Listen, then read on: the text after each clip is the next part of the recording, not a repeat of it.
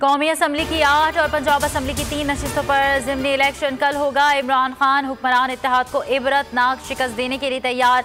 इंतखाबी सामान की तरसील जारी। सिक्योरिटी के लिए रेंजर्स, FC और पाक फौज तैनात होंगे। फोर्सेस के मजाज अफसरान को मजिस्ट्रेट दर्जा अव्वल के इख्तियारात भी तफवीज़।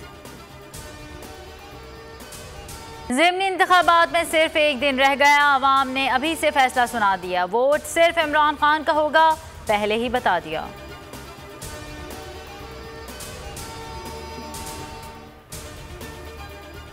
चेयरमैन PTI इमरान खान ने 16 अक्टूबर के ज़िमनी इलेक्शन को चोरों के खिलाफ रेफरेंडम करार दे दिया। कहा, इतवार को ज़िमनी इलेक्शन नहीं, डाकुओं और चोरों के खिलाफ रेफरेंडम है। फैसला कुन मोड़ है।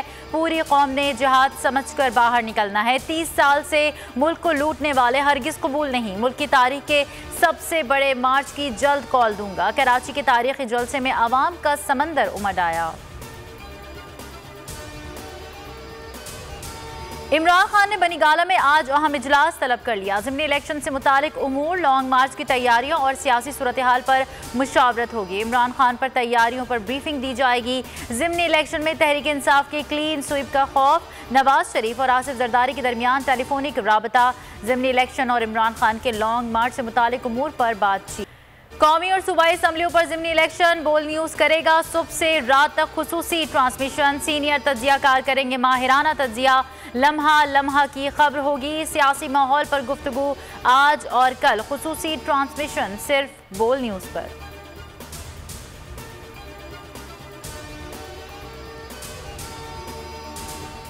अमरीकी सदर जो बाइडन ने रूस और चीन पर तनकीद करते हुए पाकिस्तान पर भी बिला जवाज इल्जामात लगा दिए। कहा, उनके ख्याल में पाकिस्तान दुनिया के खतरनाक तरीन ममालिक में से एक है। पाकिस्तान का एटमी प्रोग्राम भी बेकायदा है। बाइडन के इल्जामात पर तहरीक इंसाफ का सख्त रद्द-ए-अमल। अमरीकी सदर पाकिस्तान के बारे में गैर जिम्मेदाराना बयान फौरन वापस लें। PTI रहनुमा फवाद चौधरी का ट्वीट। कहा, बाइडन अमरीकी अवाम में अपनी गिरती हुई साख से तवज्जो हटाना चाहते हैं। असद उमर ने ट्वीट में कहा, शीशे के घरों में मुकीम ममालिक को दूसरों पर पत्थर उछालने से पहले सोचना चाहिए। शेरी मजारी ने ट्वीट में कहा, अमरीकी सदर पाकिस्तानी कौम से माफ़ी मांगे।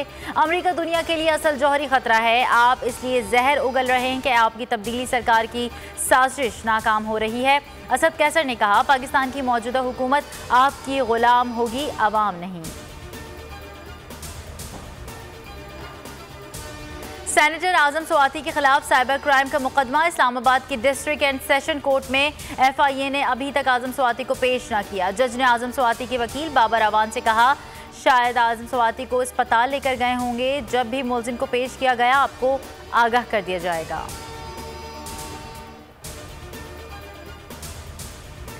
सैलाब की तबाहकारियां। खैबर पख्तूनख्वा असम्बली के अपोजिशन अरकान का सूबाई हुकूमत की मदद से इनकार। सैलाब ज़दगान की मदद के लिए अपनी तनख्वाह काटने की दरख्वास्त कर दी। कहा, सैलाब ज़दगान की खुद मदद करना चाहते हैं। खैबर पख्तूनख्वा में सैलाब से 125 अरब रुपए से ज़ायद का नुकसान हुआ। के इलेक्ट्रिक ने अदालत में बिजली की लोड शेडिंग पर सिंध हाई कोर्ट से माजरत कर ली। मुस्तकबिल में बिजली बंद न होने की यकीन दहानी। हाई कोर्ट ने CEO के इलेक्ट्रिक का वारंट वापस ले लिया।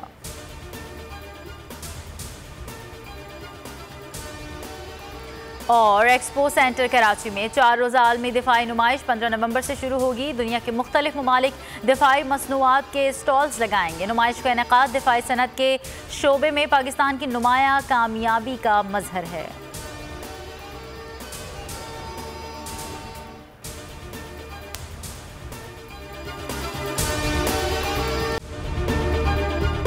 अगर आपको ये वीडियो पसंद आई है तो सब्सक्राइब कीजिए और बेल आइकन पर क्लिक कीजिए।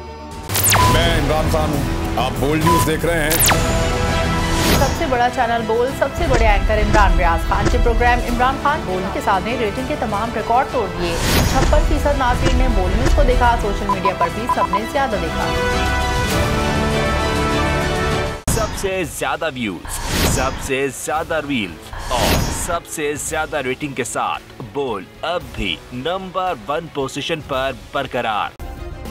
सब्सक्राइब करें और बेल दबाएं ताकि कोई खबर रह न जाए।